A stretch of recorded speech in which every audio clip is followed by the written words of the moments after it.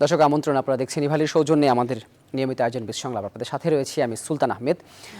দর্শক, এক অদৃশ্য ভাইরাসের কাছে যখন সারা পৃথিবী জিম্মি হয়ে পড়েছে, তখন বাংলাদেশের অর্থনীতিও পড়েছে অনেকটা অনিশ্চয়তায়।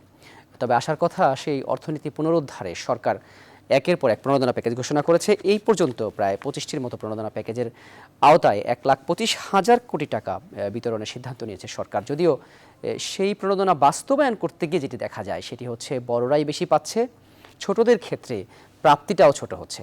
অর্থাৎ সব মিলিয়ে প্রণোদনা প্যাকেজ ও বাস্তবতা নিয়ে আজকে আমরা কথা বলতে চাই দর্শক। এবং আপনারা জানেন যে প্রণোদনা প্যাকেজ এই কদিন ধরেও আলোচনায় যেটি হয়েছে, সেটি হচ্ছে পোশাক খাতের মালিকরা বেতন বোনাস দেওয়ার জন্য শ্রমিকদের আরও 6,000 কোটি টাকা চেয়েছেন, যদিও এখনও পর্যন্ত সরকার কোনো সিদ্ধান্ত জানায়নি।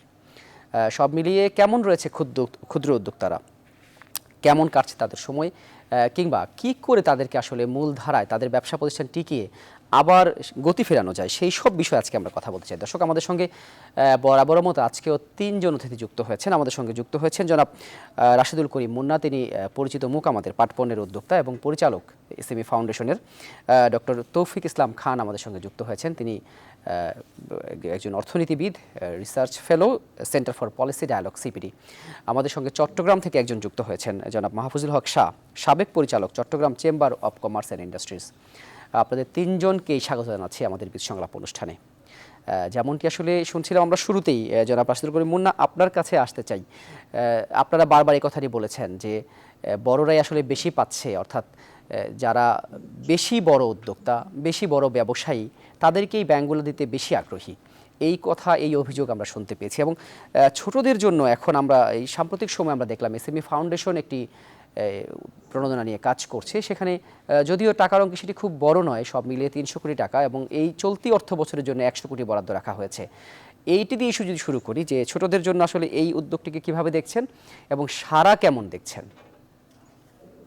জি, ধন্যবাদ আপনাকে।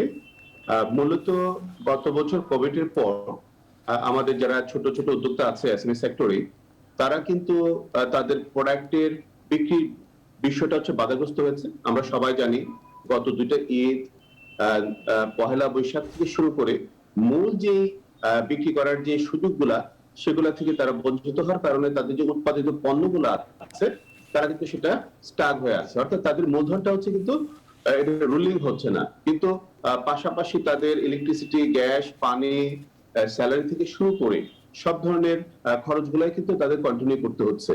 এবং সেই জায়গাতে তাদের যে সীমিত পুঁজিটা আছে, সেই পুঁজিটা খরচ করে আজকে এমন একটা অবস্থায় আসছে যে তাদের পুঁজির একটা বৃহৎ অংশ কিন্তু অলরেডি খরচ হয়ে গেছে। তো সেই জায়গায় যে সরকারকে আমরা ধন্যবাদ দিব, কিন্তু বাস্তবায়নের জায়গাতে একটা বড় চ্যালেঞ্জ হয়ে যাচ্ছে।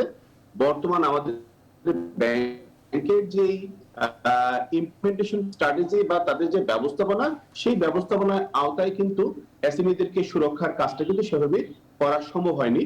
এবং আমরা দেখেছি বাস্তবতা প্রায় 99.99% এসএমইরা কিন্তু এই ঘোষিত প্যাকেজের সুযোগটা নিতে পারেনি। কারণটা হচ্ছে যে যাদের সাথে কাজ করার প্রক্রিয়াতে এসএমইদের সাথে তাদের কোনো রিলেশনই নেই। সুতরাং মূলত হচ্ছে কোলাটেরাল প্লাস ব্যক্তি গ্যারান্টি চায়। একজন উদ্যোক্তা এই বিষয়টা যেখানে অনিশ্চয়তা, তাদের সেই সুযোগটা নেই, তাদেরকে সত্যিকার অর্থে কোনো সহযোগিতা করছে না।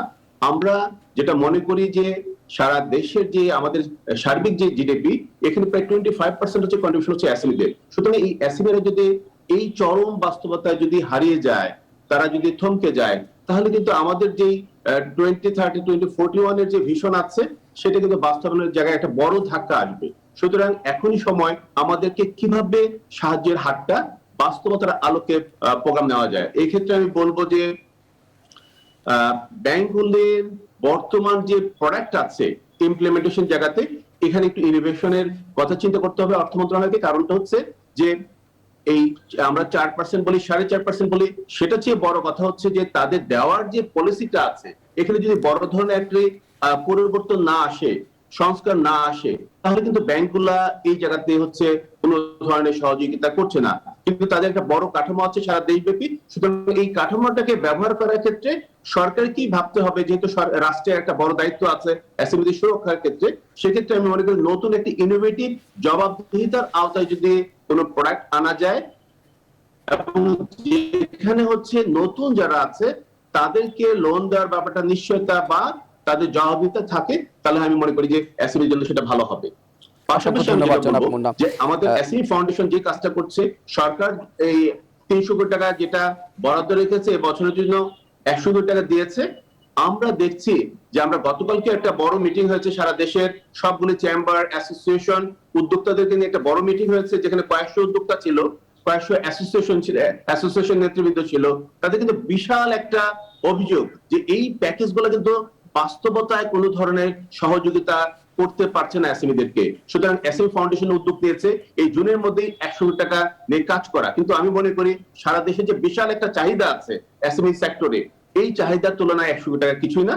সরকারকে ভাবতে হবে এই এসএমই ফাউন্ডেশন, বিসি সহ অন্যান্য যে সমস্ত প্রতিষ্ঠানগুলো আছে, ব্যাংকিং চ্যানেল এবং নন ব্যাংকিং চ্যানেল, এই সবগুলো চ্যানেলগুলিকে ব্যবহার করে একটা সহায়ক পরিবেশ নিশ্চিত করা, যাতে এসএমইদের যে একটা বিশাল একটা অনিশ্চয়তার মধ্যে পড়েছে, এটা থেকে কিভাবে ফাইন্যান্সিয়াল জায়গাতে সাহায্যের হাতটা বাড়ানো যায় এবং নিশ্চয়তা দেওয়া যায়। অসংখ্য ধন্যবাদ জনাব আশিক করিম মুন্না, আপনি থাকুন আমাদের সাথে, আপনার কাছে আমরা আবার আসবো। আমরা এই সুযোগে চট্টগ্রাম থেকে ঘুরে আসতে চাই। জনাব মাহফুজুল হক শাহ, আপনাকে স্বাগত জানাচ্ছি আমাদের বিদ্যুৎ সংলাপ অনুষ্ঠানে। জনাব শাহ, আপনি এতক্ষণ ধরে শুনছিলেন যেমনটি জনাব মুন্না বলছিলেন, এই ক্ষেত্রে চট্টগ্রামের যারা ব্যবসায়ী রয়েছেন, যারা বিশেষ করে এসএমই উদ্যোক্তা, যাদের নিয়ে সবচেয়ে বেশি দুশ্চিন্তা এখন, যাদের টিকিয়ে রাখা সবচেয়ে বেশি চ্যালেঞ্জের এখন, তারা কি আসলে এই এসএমই ফাউন্ডেশনের এই ঋণ পাওয়া শুরু করেছে কিনা? হ্যাঁ, ধন্যবাদ আপনাকে। ধন্যবাদ, যথার্থই বলেছেন উনি। এসএমই ফাউন্ডেশনের যে উদ্যোগগুলো নেওয়া হয়েছে এসএমই উদ্যোক্তাদের জন্য, সেটা ছোট হলেও এটা উদ্যোক্তাকে আমি স্বাগত জানাই। এবং চট্টগ্রামে অত বড় পরিসরে কিন্তু এখনো এটা শুরু হয়নি। আমার মনে হয় এটা ঢাকা বেস এখনো রয়ে গেছে, যে চট্টগ্রামেও কিন্তু এটা প্রসার ঘটাতে হবে এবং এটার মাধ্যমে এসএমই যে উদ্যোক্তাগুলি আছেন এই কঠিন সময়ে ওনাদের কিছুটা সমস্যার যে সমাধান হবে সেটা কিন্তু অনস্বীকার্য। এখন যে বিষয়টা এখানে একটু বলার আছে, বিশেষ করে মুন্না ভাই তো অনেক কিছু বলেছেন, আমি ওনার সাথে সম্পূর্ণ একমত হয়ে কিছু পয়েন্ট অ্যাড করতে চাচ্ছি। সেটা হচ্ছে, আমাদের এখানে যে প্রণোদনাগুলো প্যাকেজগুলো যখন ঘোষণা করা হয়েছিল, তখন যেমন ধরুন মিডিয়ার পক্ষ থেকে বলুন বা অন্যান্য পক্ষ থেকে অনেক সময় অনেক ধরনের মন্তব্য এসেছে। মন্তব্যগুলো ছিল এরকম, আমরা প্রণোদনার জিনিসটা কি সেটাই কিন্তু প্রথম বুঝতে পারি। প্রণোদনার বিষয়টা অনেকে যেটা বলতে চেয়েছিল, যেমন ধরেন বিজিএমইর গার্মেন্টস ফ্যাক্টরি মালিকদেরকে এই ফ্যাক্টরি ওয়ার্কারদের জন্য স্যালারি দেওয়া হয়েছে, মনে করেছে ওরা টাকাটা নিয়ে চলে গেছে, একবারের জন্য দিয়ে দেওয়া হয়েছে। আসলে কিন্তু বিষয়টা এরকম না। এখানে শুধু সরকারের পক্ষ থেকে একটা জিনিস করা হয়েছে, 1 বছরের সময় দিয়ে সেটাকে স্বল্প সুদে, যেমন 9% সুদ আমরা রেগুলার দিচ্ছি, এইখানে এইসব অনুদানের প্যাকেজগুলোকে 50% সরকার দেবে, 50% আমরা দেবো, কিন্তু এটাকে ফেরত দিতে হবে। বাট প্রণোদনা বলতে পৃথিবীর অন্যান্য দেশে, বিশেষ করে উন্নত বিশ্বে যে প্রণোদনাগুলো দেওয়া হচ্ছে, যেমন ধরেন ইউরোপ আমেরিকাতে, ওখানে কিন্তু ওয়ান টাইম ওটা কিন্তু দিয়ে দেওয়া হচ্ছে, ওটা কিন্তু ফেরত নেওয়া হচ্ছে। এখানে এই বুঝার কিন্তু একটা ভুল আছে, যে এটা জিনিসটা তাহলে পরে অন্য দেশে ক্ষতিপূরণ বোঝানো হয় প্রণোদনা দিয়ে। জি জি জি জি না, আরেকটা জিনিস আমি একটু বলি ভাইয়া, এটা হচ্ছে যে প্রণোদনার যে বিষয়টা এখানে এসছে, যেটা মুন্না ভাই যেটা হিসাব দিয়েছেন 25% আমাদের টোটাল যে ইকোনমির ইয়েটা কন্ট্রিবিউট করতে থাকে কিন্তু আমাদের এই যে এসএমই লেভেলের এই উদ্যোক্তারা। এখন যে বিষয়টা এখানে এসছে, এসএমই লেভেলে আমরা সাকসেসফুল কেন হতে পারছি না, এই জায়গায় আমি একটা অনুরোধ করবো। উনি কিছু সাজেশন দিয়েছেন, আমাদের ব্যাংকিং যে সিস্টেমটা আছে, আমি ব্যাংকে দোষারোপ করবো না, সিস্টেমকে দোষারোপ। সিস্টেমটা হচ্ছে এমন, যখন আমাদের প্যাকেজগুলো যখন ঘোষণা করা হচ্ছিল, বাংলাদেশ ব্যাংকের পক্ষ থেকে, সরকারের পক্ষ থেকে যে বিশেষজ্ঞরা ছিলেন, ওনাদেরকে এই জিনিসটা বোঝা উচিত ছিল যে এটা কিভাবে এসএমই লেভেলে যে উদ্যোক্তা আছে ওনারা পেতে পারে। যেহেতু বাংলাদেশের ব্যাংকিং সিস্টেমকে আমি অনেক কনজারভেটিভ সিস্টেম মনে করি, এটার জন্য আমি ব্যাংকে কোনো দোষারোপ করবো না এখানে, কিন্তু যেহেতু বাংলাদেশ ব্যাংক কর্তৃক নির্ধারিত নিয়মের মধ্যে ওনাদেরকে কাজ করতে হবে। সাথে সাথে আরেকটা জিনিস যেখানে আছে, আমি একটা জিনিস বলতে পারি, এখানে যেমন একটা কোলাটারাল, একটা লোন দিতে হলে একটা গ্যারান্টার ব্যাংকের দরকার আছে, কেন ব্যাংকে এই টাকা আবার ফেরত পেতে হবে, ব্যাংক যেখান থেকে নিয়েছে ওখানে আবার ব্যাংকে ফেরত দিতেই হবে। সুতরাং আমি মনে করি এই জায়গায় একটা কাজ করতে পারে, এসএমই লেভেলে যারা ব্যবসা করে প্রত্যেকের কিন্তু বাংলাদেশে এখন দেখবেন আপনি একটা ব্যাংক অ্যাকাউন্ট আছে, তো কোনো না কোনো ব্যাংকের সাথে সে তো আছে। এখন ব্যাংকগুলোকে ওই জায়গায় এখানে, এবং কিছু কিছু অনেক এসএমই লেভেলের অনেক প্রোডাক্ট রেজিস্ট্রেশন আছে, আমাদের চেম্বারগুলি আছে, ডিস্ট্রিক্ট চেম্বারগুলি আছে, বিভিন্ন ধরনের সংগঠনগুলো কিন্তু এখানে আছে। মার্কেটে হলে যেমন ধরুন মার্কেট অ্যাসোসিয়েশন আছে, এই জায়গাগুলোতে যদি আমরা সাথে নিতে পারি, আমি এই জিনিসগুলো আগেও কিন্তু বলেছি, তাহলে পরে আমরা হয়তো আমাদেরকে একটা নেটের মধ্যে নিয়ে আসতে পারবো। এবং ব্যাংক যেটা অসংখ্য চাচ্ছে, অসংখ্য ধন্যবাদ জনাব মাহফুজুল হক শাহ। আমরা যেটি আপনি বলছিলেন এটির মধ্যে নিয়ে আসা, সেটি কি করে আনা যায় এই বিষয়ে আমাদের সঙ্গে একজন গবেষক রয়েছেন, ডক্টর তৌফিক। নিশ্চয়ই শুনতে পাচ্ছেন আপনি আমাকে। যেমনটি দুজন ব্যবসায়ী উদ্যোক্তা বলছিলেন যে আসলে এই প্রণোদনা নিয়ে তো গত 1 বছর ধরে নানান রকমের কথা হচ্ছে এবং এখনো পর্যন্ত কিন্তু যারা ছোট উদ্যোক্তা তারা সন্তুষ্ট নয় মোটেই, এবং ব্যাংকগুলোর অনীহার কথা বলা হচ্ছে। যদিও মাহফুজুল হক শাহ বলছিলেন যে ব্যাংকের দোষ নেই, আবার অনেক ক্ষেত্রেই আমরা শুনি যে সব কাগজপত্র দেওয়ার পরেও ব্যাংকগুলো দিচ্ছে না। কেন আসলে ব্যাংক কেন দিতে অনীহা এই ছোট উদ্যোক্তাদের? এখানে 2-3টি ব্যাপার আছে আর কি। একটা প্রথম ব্যাপার হলো যেটা কিছুটা তো মাহফুজ সাহেব বলছেন, যে একটা বড় জায়গা হলো যে ব্যাংক যখন টাকা দিবে তখন তো তার একটা বড় চিন্তার জায়গা থাকবে, সেই টাকা ফেরত আনতে পারবে। তো সেই দিক থেকে ব্যাংককে আপনি ওই যে যেটা বলছিলেন যে খুব বেশি দোষারোপ তো করা যাবে না। একটা বড় বিষয় হলো যে দেখেন আপনি যে ব্যাংকগুলো যে মানে যে পরিস্থিতির ভিতরে কোভিড এর আগেই তারা ছিল, সেই পরিস্থিতিও কিন্তু এটাকে প্রভাবিত করছে। অর্থাৎ ব্যাংকের ভেতরে যেই ধরনের এখন ডিফল্ট লোন আছে, কুঋণ আছে, সেইটা কে মাথায় নিয়ে তারা নতুন করে একটা ঝুঁকির ভিতরে যাওয়ার ক্ষেত্রে অনেকেরই অস্বস্তি রয়েছে। একটা বড় কারণ হলো যে এই লোনের একটা অংশ আবার দেখেন সরকারি যেসব ব্যাংকের মাধ্যমে দেওয়ার কথা বলা হচ্ছে, এই চয়েস অফ ইনস্টিটিউশন, এইটাকে কিন্তু ভালো করে বিচার করতে হবে। তো অনেক প্রতিষ্ঠান আছে যে যারা কিন্তু মানে ব্যাংক আছে যারা কিন্তু ভালোই পারফর্ম করেছে এটা ডিস্ট্রিবিউশন, আবার কেউ কেউ আছে একেবারেই পারে না। এই অ্যাসেসমেন্টটা তো পরিষ্কার ভাবে বাংলাদেশ ব্যাংক তুলে আনছে না। আমরা ঢালাভাবে বলছি যে এটা দিতে পারছে না, এটা একটা তো বড় বিষয়। তো যখন যে ব্যাংকগুলো দিতে পারছে তারাও যখন দেয়, তারা দুটো জিনিস দেখে। একটা কোলাটেরালের ভিত্তিতে অনেকে দিচ্ছেন, আপনার যদি সম্পত্তি থাকে, আপনার যদি মানে যেটা দিয়ে আপনি গ্যারান্টি দিতে পারেন, সেই ধরনের পরিস্থিতি থাকে, আপনি এটা দিতে পারবেন। কারণ অধিকাংশ এসএমই তো ব্যক্তি মালিকানা আছে। তো ব্যক্তি যিনি এন্টারপ্রেনার উদ্যোক্তা আছেন, তার যেই সম্পদের পরিস্থিতি সেটা অনেক ক্ষেত্রে প্রভাবিত করছে। দ্বিতীয় যেটা আছে সেটা হলো যে এই যে কোম্পানিগুলো আছে সেই কোম্পানিগুলোর ট্রানজাকশন সিচুয়েশন কি, সেগুলো ডকুমেন্টেড আছে কিনা। ডকুমেন্টেড ভাবে যদি কাগজপত্রের ভিতরে দেখা যায় যে আমার টার্নওভার ভালো আছে, তখন ব্যাংকগুলো দিতে হয়তো কুণ্ঠাবোধ করছেন না। এখন প্রবলেমটা হলো যে, এবং আরেকটা হলো যে ক্লায়েন্ট হিস্ট্রিতে উনি আগে ঋণ নিয়েছিলেন কিনা, ওনার ক্রেডিট রেটিং কি, সেটা উনি ফেরত দিতে পারছেন কিনা, তার অ্যাকাউন্টের পরিস্থিতি কি, এই ধরনের বিষয়গুলো ব্যাংকগুলো আসলে নজরে ভিতরে দিচ্ছে। তো সেই দিকটায় বিচার করে কিন্তু আমাদের এই প্রণোদনা প্যাকেজের যে মানে যেহেতু আমরা কাঠামোগত জায়গার ভেতর থেকেই আমরা এটা দেওয়ার চেষ্টা করছিলাম, সেটা প্রভাবিত হচ্ছে। এখন মুশকিলটা হলো যে যেই ধরনের প্রভাব আমরা দেখছি এবং যারা সবচেয়ে বেশি ক্ষতিগ্রস্ত হচ্ছেন তারা এটার ভিতরে ঢুকতে পারছেন কিনা। মানে প্রথম তো হলো দেখেন এসএমই ফাউন্ডেশনের একটা ডেফিনেশন আছে যে এসএমই কারা, আপনি আবার বলছেন ছোট উদ্যোক্তা। তো এই বিষয়টা খুব পরিষ্কার ভাবে কিন্তু আমাদের ভিতরে এখনো নাই যে আমরা আসলে যে প্যাকেজ গুলো দিচ্ছি এটা কাকে টার্গেট করে দিচ্ছি এবং সেটা কোন সেক্টরকে দিচ্ছে। অনেকে ম্যানুফ্যাকচারিং এর ভিতরে যাচ্ছেন নাকি ট্রেডিং কে দিব, হোটেল মালিকরা কি করবেন, ছোট পরিবহনের কি করবেন, আরো ক্ষুদ্র যারা আছেন, যারা হয়তো একেবারে আমরা বলি যে কটেজ অ্যান্ড মাইক্রো ইন্ডাস্ট্রি, তাদের কথা বলছি কিনা। তো সাফল্য বিচারেরও তো সেই জায়গাটাতেও আপনার চিন্তা করতে হবে। তো বড় মুশকিল হলো যে একেবারে যারা ক্ষুদ্র আছেন, মাইক্রো বলি বা একেবারে স্মল বলি অথবা কটেজ বলি, তারা এটার ভিতরে নাই। সেবা খাতের ভিতরে যারা আছেন তারা এটা নাই, যারা স্ব উদ্যোক্তা আছেন তারা এটার ভিতরে পাওয়াটা মুশকিল হচ্ছে। তো তাদেরকে আমরা তাদেরকে রিচ আনার করতে উপায় কি আসলে? যেমন এসিবি ফাউন্ডেশন যা দিচ্ছে, তাদের হ্যাঁ, তাদের আনার ক্ষেত্রে আমি যেটা আমরা যেটা এখন তো বুঝতে পারছি পরিষ্কার, সেটা হলো যে প্রাতিষ্ঠানিক যেই কাঠামো আছে সেই এখন এই কাঠামোর ভিতর দিয়ে তাদেরকে তো আনা যাচ্ছে না, কারণ ব্যাংকের একটা ন্যাচারাল সিস্টেম আছে। তো ব্যাংক দিয়ে বা নন ব্যাংক ফাইন্যান্সিয়াল ইনস্টিটিউশনকে দিয়েও যদি আপনি একটা চেষ্টা করেন, এইটা একটা লেভেলে একটা সার্টেন গ্রুপ অফ উদ্যোক্তাকে কিন্তু এটা রিচ করতে পারবে। কিন্তু তার বাইরে আরো একটা বড় পরিসরের আমাদের এটা ঢোকার সুযোগ আছে। তাদেরকে যদি আমি আনতে চাই তাহলে এটা ব্যাংকের বাইরে গিয়ে তাদেরকে দেখতে হবে, এবং সেটার জন্য আমার মাইক্রো ফাইন্যান্স ইনস্টিটিউশন গুলো কিন্তু একেবারে মাইক্রো না। এখন যা মানে আপনি দেখেন যে এসএমই ফাউন্ডেশনও যে ঋণ দিচ্ছে সেটা নিম্ন সীমা 1 লাখ টাকা। অনেক মাইক্রো ফাইন্যান্স ইনস্টিটিউশন আছে এখন 50,000 থেকে 5 লাখ টাকা পর্যন্ত তারা কিন্তু ঋণ ঋণ দিচ্ছে। দিচ্ছে। তো সেই ধরনের প্রতিষ্ঠানগুলোকে এই যুক্ত করতে হয়েছে। ফলে আমার যে প্যাকেজ ইনস্ট্রুমেন্ট গুলো আমরা যেটা গত 1 বছরে শিখেছি, আমি জানি না নীতি নির্ধারকরা শিখেছেন কিনা, সেটা হলো যে এই প্রত্যেকটি গ্রুপকে আলাদা আলাদা ভাবে ট্রিট করে কাভার হচ্ছে কিনা এইটা খুব গভীরে দেখা দরকার। কারা এটা খুব দিতে গভীরে দেখা পারছেন, দরকার। কারা ডক্টর দিতে তৌফিক, পারছেন না। আপনাকে অসংখ্য ধন্যবাদ। আমাদের এই গভীরে কি করে দেখা যায় সেই বিষয়ে আমরা আরো বিস্তারিত জানবো। তবে এরই মধ্যে আপনারা জানেন যে আগামী মাসেই কিন্তু বাজেট ঘোষণা হতে যাচ্ছে। সেই বাজেটে আসলে ক্ষুদ্র উদ্যোক্তাদের জন্য কি থাকবে, সেই সব বিষয়ে প্রশ্ন উত্তর আমরা খুঁজবো দর্শক। তবে ছোট্ট একটি বিরতির পর দর্শক, আপনারা দেখছেন ইভালির সৌজন্যে আমাদের নিয়মিত আয়োজন বিশ সংলাপ, সাথেই থাকুন। ফিরছি ছোট্ট একটি বিরতির পর। দর্শক, আমন্ত্রণ বিরতি পর আরও একবার আপনারা দেখছেন ইভালির সৌজন্যে আমাদের নিয়মিত আয়োজন বিদ সংলাপ। যে বিষয়ে আজকে আমরা কথা বলছি, প্রণোদনা প্যাকেজ ও বিতরণ বাস্তবতা। বিরতিতে যাবার আগে ডক্টর তৌফিক যেমনটি বলছিলেন, ঋণ দেওয়ার ক্ষেত্রে আসলে বড়রা সেটি একেবারে সবার কাছেই পরিচিত কথা।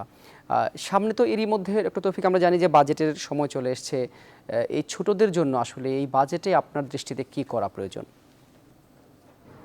বাজেটে দেখেন, এখন পর্যন্ত যেই পদ্ধতিতে আমরা এই করোনা পরিস্থিতিকে মোকাবেলা করেছি, আমরা এটা সবাই বোধহয়, আমার মনে হয় যে অর্থনীতিবিদ বা বিশ্লেষক যারা আছেন তারা মোটামুটি একটা ঐক্যমত্য পৌঁছেছেন যে আমরা যথেষ্ট পরিমাণ বাজেট কাঠামোর ভেতরে আমরা যথেষ্ট পদক্ষেপ নিই। অর্থাৎ আমাদের যেটা রাজস্ব পদক্ষেপ আছে, রাজস্ব পদক্ষেপ কর কমানো এবং অন্যান্য জায়গার তুলনায় সরকারি ব্যয়ের ক্ষেত্রে, বরাদ্দের ক্ষেত্রে যথেষ্ট নেই। একটা তো আমরা আলোচনা করি হলো যেটা, সেটা হলো যে আমাদের সরাসরি যে নগদ সহায়তা গরিব মানুষকে, প্রান্তিক মানুষকে, যারা ক্ষতিগ্রস্ত মানুষ আছেন তাদেরকে দেওয়ার ক্ষেত্রে, এক্ষেত্রে ব্যবসায়ীরাও, ব্যবসায়ী বলতে আমি একেবারে ক্ষুদ্র ব্যবসায়ীদের কথা বলছি যারা অপ্রাতিষ্ঠানিক খাতে আছেন, তাদের কথা তো আছেই।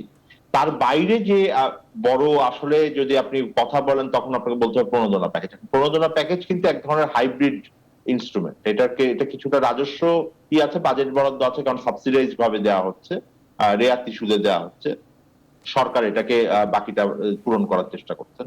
কিন্তু বেশিরভাগটাই তো হলো যে এটা ব্যাংক এবং আর্থিক প্রতিষ্ঠানগুলোর উপরে দাঁড়িয়ে আছে, অর্থাৎ এটা সেই অর্থে মুদ্রানীতির পদক্ষেপ। বাজেটের জন্য এটা খুবই গুরুত্বপূর্ণ যেটা বললেন, যে এই মুদ্রানীতির পদক্ষেপকেও যদি আমি সফল করতে চাই, সেক্ষেত্রে আমাদের যেমন অবশ্যই আরো বেশি বাজেট থেকে বরাদ্দ লাগবে, এবং সেই ক্ষমতা রাষ্ট্রীয়ভাবে আমরা মনে করি যে বাংলাদেশের আছে। অন্যান্য দেশ এর থেকে আরো অনেক বেশি এটা স্পেন্ড করছে। আমরা ইনফ্যাক্ট আমি একটা গ্লোবাল একটা ইনিশিয়েটিভের সাথে কিছুদিন আগে কাজ করেছি, সেখানে আমরা অন্যান্য দেশের তুলনাও দেখেছি যে বাংলাদেশ যে পরিমাণ এটা রাষ্ট্রের মানে বাজেটের থেকে বরাদ্দ দিয়েছে সেটা খুবই কম। এমনকি এশিয়ার দেশের ভেতরেও এটা 31টা দেশের ভিতরে আমরা 22তম 21তম এইরকম আমাদের পরিস্থিতি। তো এইটা আমি মনে করি না যে সব বাংলাদেশের অর্থনীতি যতখানি উদীয়মান জায়গায় ছিল সেই তুলনায় এটা যথেষ্ট না। তো সেই দিক থেকে আমি যেটা বলছিলাম যে আমরা দ্বিতীয় যেটা বুঝতে পেরেছি সেটা হলো যে এই প্যাকেজ গুলোকে যদি আমি কাস্টমাইজ না করতে পারি বিভিন্ন ধরনের সেক্টরাল দিক থেকে, এটার যে উদ্যোক্তাদের যে আকার, তাদের যে ইতিহাস, তাদের প্রাতিষ্ঠানিকতা কতখানি তাদের প্রতিষ্ঠানের ভিতরে যুক্ত হয়েছে, সেইগুলোর সাথে যদি আমরা যুক্ত করে না দেখতে পারি তাহলে এটা সর্বোপরি আমরা তো, কারণ সরকার তো আর যাচ্ছে না যে একজন ধরেন XYZ কে এটা সহায়তা দিতে, সরকার চাচ্ছে একটা ব্রড বেসড মানুষকে সহায়তা দিতে। সেই ধরনের জায়গায় আমরা সাফল্য পাবো না, যেটা এসএমই এর ক্ষেত্রে আমরা বলছিলাম যে আমরা শুধুমাত্র আমরা ক্ষুদ্র মাঝারি উদ্যোক্তা বলছি, কিন্তু আসলে এটার যে সুবিধা, এটা প্রাতিষ্ঠানিক খাতের মাঝারি উদ্যোক্তারাই এটার বড় সুবিধাটা হয়তো তাও কিছুটা পাবেন, কিন্তু অন্যরা পাবেন না। পৌঁছে যাবে সবার কাছে, এমনকি যারা বলে সুলতান শেষ করছি, সেটা হলো আর একটা যেটা চিন্তা করতে হবে সেটা হলো এই সব টাকাটা কিন্তু আপনাকে ফেরত দিতে হবে, এবং এটা আমরা যেটাকে বলি ওয়ার্কিং ক্যাপিটাল দ্রুত, এইটা যে 12 মাসে দিতে হইতো এখন 24 মাসে। তো এই টাকাটা দিতে হলে কিন্তু আপনার বিজনেসটা রান করতে হবে। আপনার বিজনেসটা যদি রান না করে তাহলে কিন্তু হবে না। সার্বিক অর্থনৈতিক পরিস্থিতি, তার পণ্যের চাহিদা আছে কিনা, এইগুলোর সাথেও কিন্তু এটা সম্পর্কিত। খুবই চমৎকারী পয়েন্ট আপনি তুলে ধরেছেন যে আসলে ব্যবসা চালু করতে হবে এবং টাকাটা ফেরত দিতে হবে। অনেক ক্ষেত্রে দেখা যায় টাকা নেয়ার শুধু ইচ্ছে আছে, টাকা দেওয়ার ইচ্ছে নেই। জনাব রাশিদুল করিম মুন্না, আপনি যদি একটু বলেন যে আসলেই কি এখন যারা ছোট ছোট ব্যবসায়ী যারা অনেকটাই আসলে এমন হচ্ছে যে বন্ধ হয়ে যাওয়ার উপক্রম, অনেকেই বন্ধ করে দিয়েছেন, তাদেরকে যদি ব্যাংকগুলো ঋণ দেয় বা সরকারি প্রণোদনা যদি দেওয়া হয় তাহলে তারা কি আসলে ব্যাক করতে পারবে? জি, ধন্যবাদ। আবার আমি মনে করি যে আপনার পয়েন্টটা খুবই ইম্পর্টেন্ট একটা পয়েন্ট, এবং এই জায়গাতে হচ্ছে আমাদেরকে আসলে একটু ডিফারেন্ট ওয়েতে চিন্তা করতে হবে যে শুধুমাত্র অ্যাক্সেস টু ফাইন্যান্স হচ্ছে একমাত্র সমাধান নয়। আমাদেরকে বাজেটের সাথে চিন্তা করতে হবে আমাদের আশেপাশে দেশগুলোতে যে কাজটা করেছে সরকার, যে পাবলিক প্রকিউরমেন্ট পলিসিতে এসএমইদের পণ্য কেনার বিষয়টা কি হচ্ছে অন্তর্ভুক্ত করেছে। অর্থাৎ আমি সহজভাবে যদি বলি যে সরকার যে সমস্ত পারচেজ গুলো করে থাকে তার একটা নির্দিষ্ট পরিমাণ হচ্ছে এসএমইদের থেকে কিনতে হবে বা বাধ্যবাধকতা আছে, এবং এই নিশ্চয়তাটা কিন্তু এসএমইদের জন্য একটা বড় সাপোর্ট এই মুহূর্তে। এবং এই বিষয়টা কিন্তু বাংলাদেশের পাবলিক প্রকুরমেন্ট পলিসিতে অন্তর্ভুক্ত নেই। আমি জোর দাবি জানাচ্ছি আপনাদের মাধ্যমে যে এটা যাতে সরকার গুরুত্ব সহকারে ভাবে। দ্বিতীয় যে বিষয়টা সেটা হচ্ছে আমাদের দেশীয় পণ্য বা স্থানীয় উদ্যোক্তারা যে সমস্ত পণ্যগুলো উৎপাদন করছে, অনেক ক্ষেত্রে দেখা যাচ্ছে যে আমাদের যাচ্ছেতাই ভাবে ইম্পোর্ট করার সুযোগটা আছে। তো এই জায়গাতে হচ্ছে এসএমই হচ্ছে মার খাচ্ছে। সুতরাং তাদের পণ্যটাকে অন্তত বিক্রি করার স্পেসটাকে যদি আমরা জোরালো করতে চাই, তাহলে এই বাজেটে আমি দাবি রাখছি এনবিআর এবং হচ্ছে যাতে এই বিষয়টিকে গুরুত্ব দিয়ে যে সমস্ত পণ্যগুলা এসএমইরা তৈরি করছে তাদের বাজারজাত যাতে হচ্ছে সহজ এবং সহায়ক হয়, তার জন্য অন্তত আগামী 2 বছর যাতে ইম্পোর্টের ব্যাপারে নিরুৎসাহিত করার কিছু পলিসি সাপোর্ট দেওয়া হয়। আমি মনে করি আমাদের এখানে যেই উদ্যোক্তারা কাজ করছে সেই জায়গাতে হচ্ছে অনলাইন প্ল্যাটফর্ম হচ্ছে একটা খুব গুরুত্বপূর্ণ একটা। আপনারা কি জাতীয় প্ল্যাটফর্ম কথা বলেছিলেন এর আগে আমরা শুনেছি, জাতীয় প্ল্যাটফর্ম কথা বলেছিলেন, সেটি কি করে তৈরি করা যায় জনাব মুন্না? দেশীয় যারা উৎপাদক তাদের জন্য জাতীয় একটি আসলে বিক্রির প্ল্যাটফর্ম তৈরির কথা আপনারা বলেছেন, অনেক উদ্যোক্তাই বলেছেন, সেটি কি করে তৈরি করা যায়? জনাব মুন্না কি শুনতে পাচ্ছেন আমাকে? যান্ত্রিক ত্রুটির কারণে আমরা এই মুহূর্তে রাশিদুল করিম মুন্না আপনাকে শুনতে পাচ্ছি না। আমরা একটু এই সুযোগে চট্টগ্রাম যেতে চাই। জনাব মাহফুজুল হক, আপনি নিশ্চয়ই শুনতে পাচ্ছেন আমাকে। এই যে এত কথা আমরা শুনছি, এত কথা বলছি, আপনি শুরুতেই আপনার কথায় বললেন যে চট্টগ্রামের ব্যবসায়ী হিসেবে পাচ্ছেন, অর্থাৎ বৈষম্যের একটি কথা আপনি সেখানে তুলে ধরলেন। এবং আমরা জানি বেশ কয়েকটি চেম্বার রয়েছে ব্যবসায়ীদের কল্যাণে কাজ করার, সেই চেম্বারগুলো কি করছে? চেম্বারগুলোর অবদান কি আপনারা পর্যাপ্ত মনে করেন? না, বিষয়টা কিন্তু সেরকম না।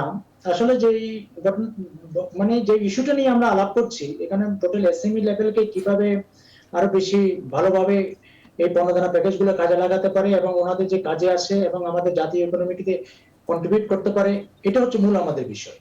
এই জায়গায় ধরুন চট্টগ্রাম অঞ্চলে যা আমরা আছি, চট্টগ্রাম বাণিজ্য নগরী যদি আছি, এখানে অনেক ছোটখাটো স্টেশনগুলি আছে, আমাদের চেম্বারগুলি আছে। এখন মূল বিষয়টা হচ্ছে উদ্যোগটা কিন্তু নিতে হবে সরকার থেকে।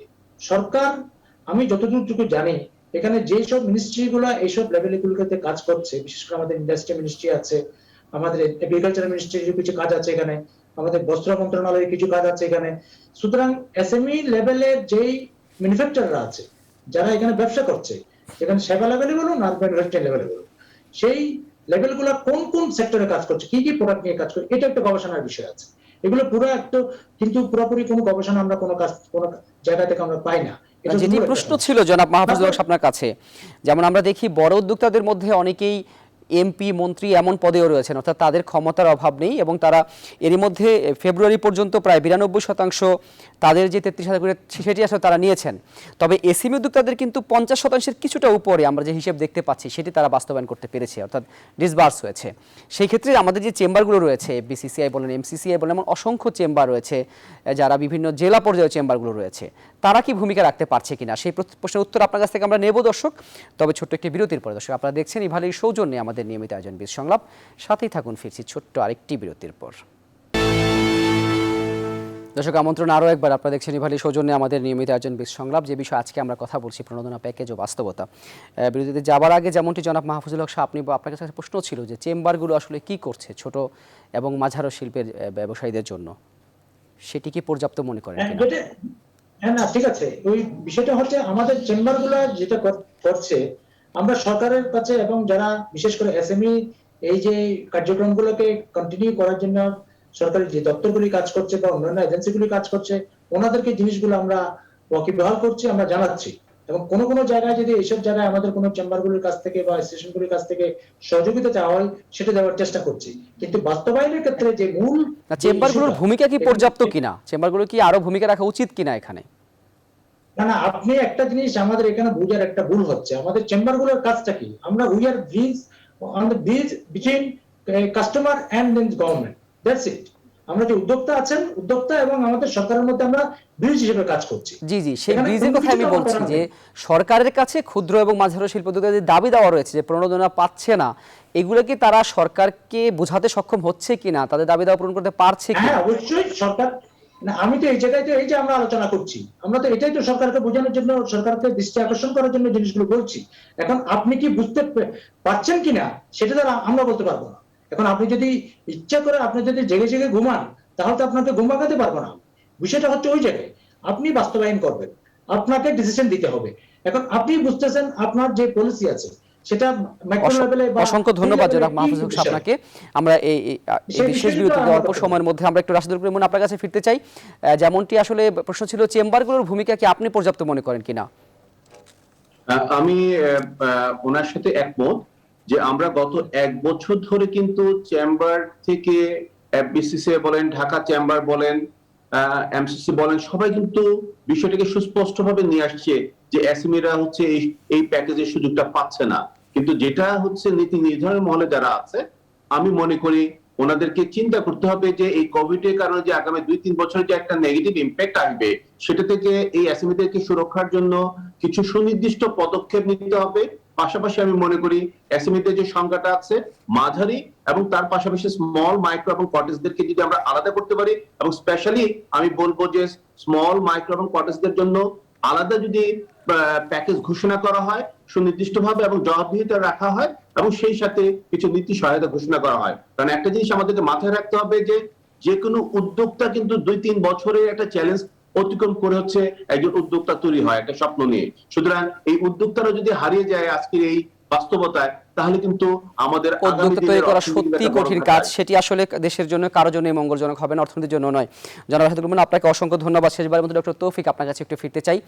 নারী উদ্যোক্তাদের কথা যদি বলি, তারা আসলে এই আজকের আলোচনার মধ্যে আসেনি, আপনি একটু ছোট্ট করে বলবেন নারী উদ্যোক্তাদের জন্য কি করা যায়? হয়তো হয়তো আমাদের আলোচনার ভিতরে ছিল, আমরা আলাদা করে বলিনি। নারী উদ্যোক্তাদের জন্য আসলে পরিস্থিতি আরো খারাপ, কারণ এটা কাঠামোগত ভাবেই তারা দুর্বল অবস্থানে থাকেন। এবং আমরা সম্প্রতি সিপিডির একটা স্টাডি থেকে দেখেছেন, ডক্টর ফামিদা করেছেন, তো উনি দেখিয়েছেন যে 93% নারী এইটার কোনো মানে কাছাকাছি নেই, তারা জানে না, তারা এটা পাচ্ছে না। তো এই ধরনের পরিস্থিতিতে নিঃসন্দেহে নারীদের জন্য তো আলাদা করে এসএমই তে অন্যান্য ইনস্ট্রুমেন্ট ছিল, এখানেও প্রায়োরিটাইজেশনের দরকার হবে। এবং গুরুত্বপূর্ণ হলো যে আমি বড় করে মনে করি যে একটা বড় চিন্তার জায়গা আসছে, যে হয়তো 1 বছরের যে ধরনের ওয়ার্কিং ক্যাপিটাল দেওয়া হচ্ছে, অনেকে এটা হয়তো ফেরত না দেওয়ার মতো পরিস্থিতিতে থাকতে পারেন। দ্বিতীয় ঢেউ আসছে, ব্যবসা যদি ঘুরে না দাঁড়ায় তারা এটা ফেরত দিতে পারবে না, তখন এগুলোকে আবার কিন্তু কাঠামোগত ভাবে এটা আমাকে আবার রিস্ট্রাকচার করতে হবে। তো সেই ধরনের প্রস্তুতি এবং চিন্তা ভাবনা নীতি নির্ধারক থাকতে হবে। এবং আমি সর্বশেষ যে কথাটি বলে শেষ করতে চাচ্ছি সেটা হলো যে আমরা মনে হচ্ছে এখন যেটা, যে করোনার এই প্রভাব কিন্তু মধ্যমেয়াদে আমাদের জন্য একটা মধ্যমেয়াদী প্রভাব নিয়ে আসছে, এবং সেটাকে মোকাবেলা করার জন্য শুধুমাত্র তাৎক্ষণিক ভাবে না, একটা মধ্যমেয়াদী নীতি কাঠামোর তৈরির প্রয়োজন আছে। এবং সেখানে আমরা যদি আমাদের গত 1 বছরের অভিজ্ঞতাকে কাজে না লাগাই, আমরা সফল হতে পারবো না। অসংখ্য ধন্যবাদ ডক্টর তৌফিক, আপনাকেও অসংখ্য ধন্যবাদ। যেন আবারও দিচ্ছি 3 জনকে। আপনারা আশা করি বীজ সংলাপের পরের কোনো পর্বে আমাদের অতিথি হয়ে আসবেন। দর্শক, আজ এ পর্যন্তই। আপনারা এই করোনা মহামারীর মধ্যে, লকডাউনের মধ্যে ঘরেই থাকুন, খুব প্রয়োজন ছাড়া ঘর থেকে না বের হওয়ার অনুরোধ রইল, এবং সব খবর সবার আগে ঘরে বসে দেখতেই চোখ রাখুন নিউজ 24 এর পর্দায়।